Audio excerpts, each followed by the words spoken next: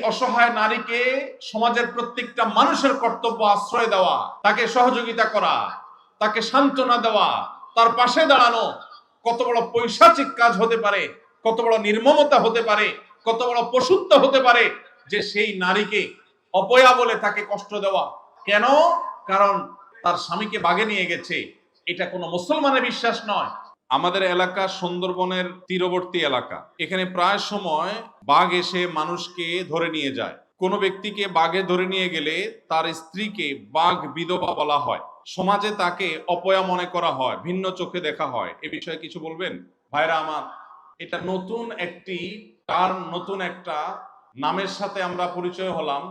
আমার জীবনে এটা আমি আগে শুনি নাই যে বাঘ বিধবা বলতেও কিছু আছে।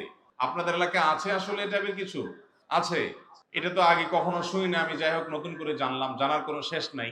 যেহেতু মাহফিল স্থলের খুব কাছেই সুন্দরবন, খালের অপর প্রান্তেই সুন্দরবন, অতএব বাঘ আপনাদের এলাকায় অনেক সময় ঢুকে পড়ে, হামলা করে গরু ছাগলের উপরে, মানুষের উপরে। কোনো মানুষকে যদি বাঘ হাবা দিয়ে ধরে নিয়ে যায় বা মেরে ফেলে, তার স্ত্রীকে বাঘ বিধবা বলুক আর অন্য যে কোনো নাম বলুক, যদি তার স্ত্রীকে অপয়া মনে করা হয়, যদি মনে করা হয় কুফা, সে মানুষ ভালো না, সেজন্য তার স্বামীকে বাঘে খেয়ে ফেলছে, এরকম যদি কেউ মনে করে, তাহলে সে কবিরা গুনায় লিপ্ত। এবং এটা ভয়ঙ্কর একটা অপরাধ। আমরা এতক্ষণ মানুষের অধিকারের কথা বলছিলাম। একজন নিরপরাধ মানুষকে যদি আপনি অপরাধী বলেন, তাহলে কি তার অধিকার নষ্ট হয় না? হয় না? কোন মানুষকে যদি আপনি খারাপ বলেন অথচ সে খারাপ না, তাহলে আপনি তার অধিকার নষ্ট করলেন। আপনার এই অপরাধ হাজার হাজার তাসবিহ তাহলিল করলেও, লক্ষ লক্ষ বার সুবহানাল্লাহ আলহামদুলিল্লাহ বললেও এই অপরাধ মোচন হবে না, এই পাপ মোচন হবে না, যতদিন পর্যন্ত যাকে কষ্ট দিয়েছেন, যার প্রতি জুলুম করেছেন, তিনি মাফ না করবেন। ভাইরা আমার, একজন নারী, একজন মহিলা তার স্বামীকে যদি বাগে থাবা দিয়ে নিয়ে যায় বা মেরে ফেলে, তার জীবনের সবচাইতে বেদনাদায়ক অধ্যায় এটা। আমাদের সমাজে মেয়েরা স্বামীর উপর নির্ভরশীল। এই গ্রামাঞ্চলে অভাবী পরিবারের মানুষ হিসাবে স্বামীটা মারা গেলে অসহায় হয়ে যায়।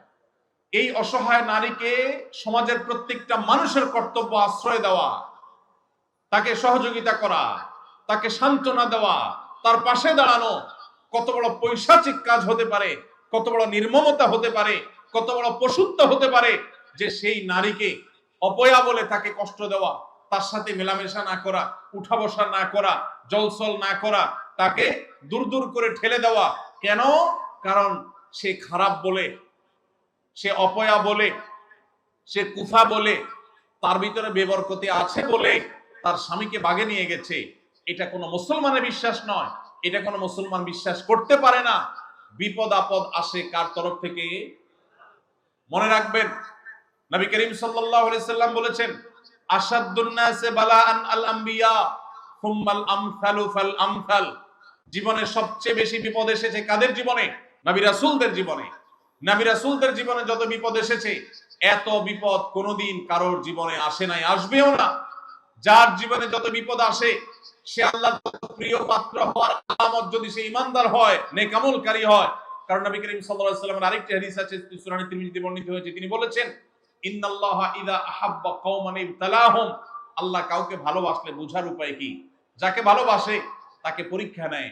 আপনারা এই অঞ্চলের মানুষ, আমি জানি নানান পরীক্ষার মধ্য দিয়ে আপনাদের জীবন পার করতে হয়, নানান কষ্ট আপনাদেরকে সহ্য করতে হয়।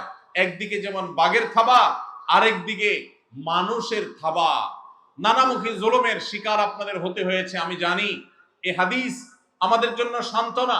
নবীজি বলেছেন, ইন্নাল্লাহা ইযা আহাব্বা কওমান ইবতালাহুম। আল্লাহ যখন কোন সম্প্রদায়ের মানুষকে, কোন এলাকার মানুষকে, কোন জাতিকে আল্লাহ যখন ভালোবাসেন, তখন তাদেরকে পরীক্ষায় ফেলেন। এই পরীক্ষায় তারা উত্তীর্ণ হতে পারে কিনা, এটাই তাদের জন্য বড় চ্যালেঞ্জের বিষয়।